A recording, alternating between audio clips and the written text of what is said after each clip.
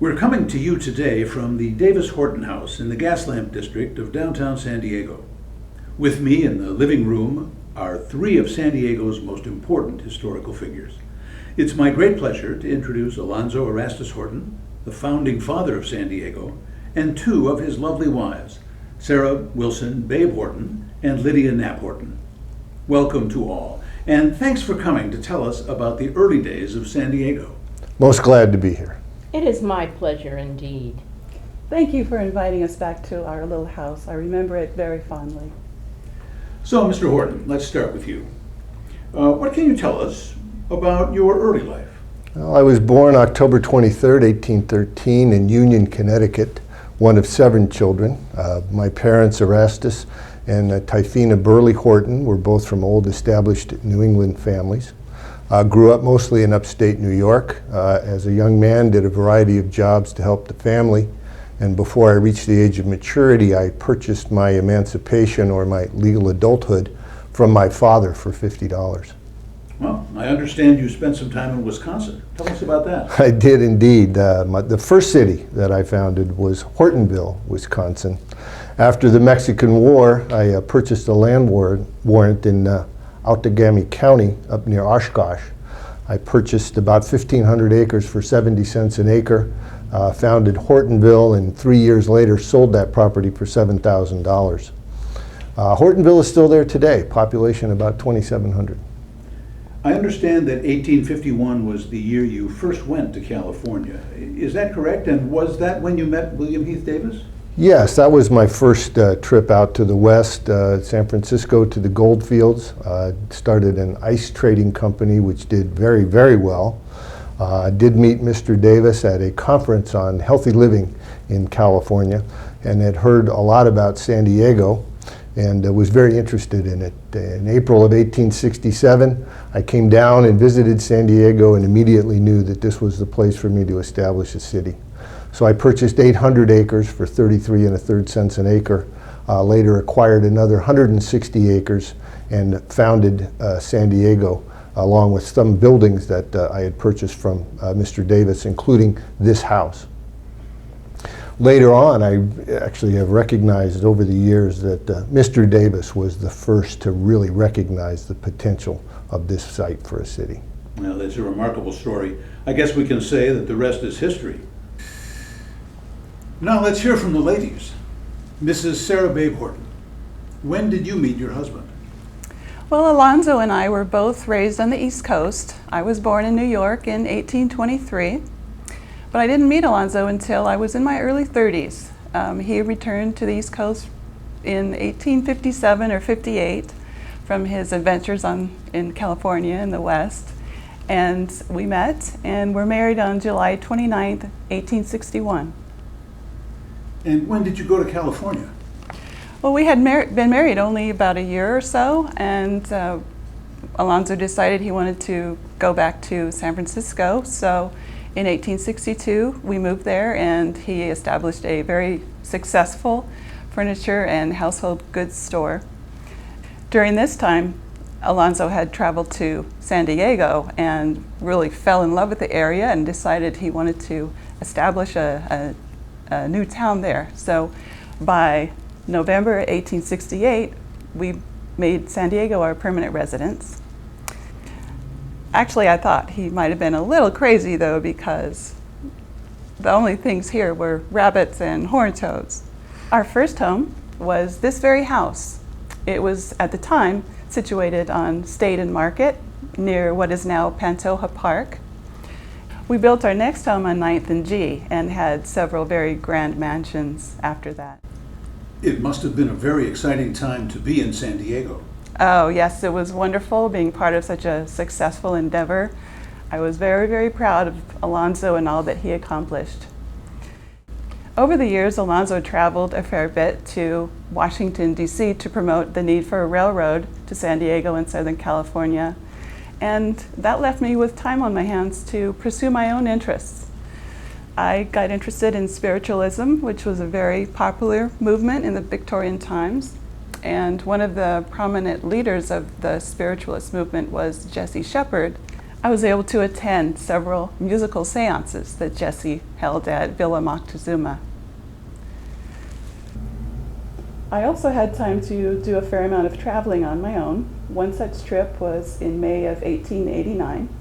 I was in Washington, D.C. visiting a niece, and unfortunately a tragic accident happened and the carriage I was riding in overturned and I lost my life that day. My body was returned to San Diego and I was buried in Mount Hope Cemetery, which Alonzo had established, and many years later he was also buried there along with his parents and several other prominent San Diegans. You had quite a reputation in San Diego. Thank you. Yes, I believe I will be remembered as a very loyal and supportive wife, a very traditional wife, also a very charming hostess, if I may say so, and one who is mostly in the background, which I'm happy with that. Thank you, Mrs. Horton. You'll be happy to know that your reputation indeed lives on. Now, Mr. Horton, Sarah told us that you lobbied very hard to get the railroad to San Diego. Was that effort successful? Eventually, yes. It may always be sunny in San Diego, but things were not always sunny for me. I had my fair share of ups and downs here. 1870 started out very promising. The new town San Diego was off to a great start. I'd convinced the city to set aside 1,400 acres as a park, which eventually became Balboa Park. I had established Mount Hope Cemetery and built the Horton House, the first-class hotel, the finest hotel in Southern California. I'd also built Horton Hall, started the San Diego Bank, and established the Chamber of Commerce here. I knew that people wanted to come to Southern California for the climate and for the opportunities that was here, but we really needed a railroad. In 1875, we actually broke ground for the railroad here, but a financial panic back east put a stop to that. Unfortunately, eventually the terminus of the Western Railroad was put in Los Angeles instead of San Diego. But by 1885, we did have a railroad established, and the first trains from the Southern Pacific began to arrive in San Diego. Unfortunately, by 1889, my finances had turned out not so well, and I lost a great deal of my fortune, but I never lost my love of the city. That was San Diego. Boom, bust, repeat. Our third guest is Alonzo's third wife, Mrs. Lydia Knapp Horton. So, Mrs. Horton, how did you and Alonzo meet? My first husband, William Knapp, and I had known Sarah and Alonzo through the Unitarian Church when we lived in San Diego, but we moved away in 1873. Then, when William passed away, he left me a small legacy, so I returned to San Diego in 1888 and renewed my acquaintance through the Unitarian Church with Alonzo and Sarah. When Sarah met her untimely demise, Alonzo and I, as widowed spouses tend to do, became very close. We married on November 21st, 1889.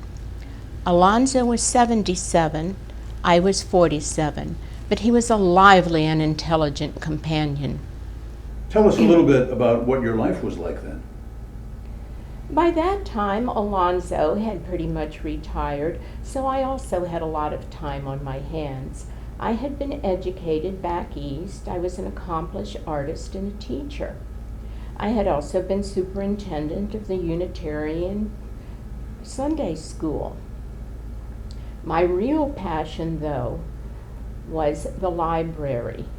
I had founded the Wednesday Club, and I made it my mission and the mission of the club to get a library in San Diego. I had read that a gentleman named Mr. Andrew Carnegie had just opened a grand library in New York City. So I did something rather bold at the time. I wrote him a letter. I told him that my husband Alonzo's grand city needed a big library, but could he please help us out? We were the first city west of the Mississippi to get a Carnegie grant of $50,000. Later on, we got an additional $10,000, so we had our first big public library. Unfortunately, my husband passed in 1909, but I continued my work. I was a member of the Women's Board of the Panama, California Exposition, and I lobbied very hard for women's suffrage with my good friend Charlotte Baker.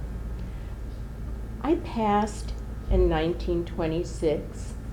I too was buried at Mount Hope Cemetery along with Alonzo and Sarah. What a legacy you have all left for us. Well, I was never blessed with children, but San Diego is my legacy, and I'm as proud of it as any father would be of his child. Mr. Horton, Mrs. Horton, Mrs. Horton, thank you very much for sharing your stories with us. At the time of his death, at age 96, Alonzo Horton was no longer wealthy or powerful in business or politics, but he was universally revered and acknowledged as Father Horton, the founder of San Diego. His new town is the city we know today.